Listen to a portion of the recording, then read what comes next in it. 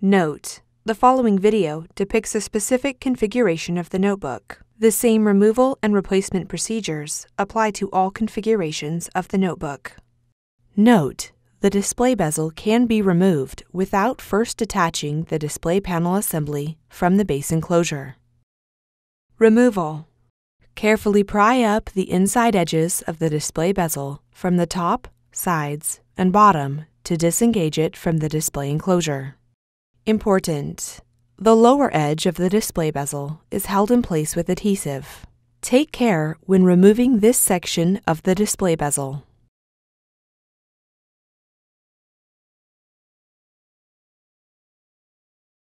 Lift and remove the display bezel.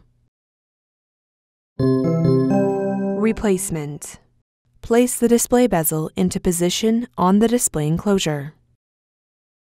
Apply pressure around the outside edges of the display bezel until it snaps onto the display enclosure.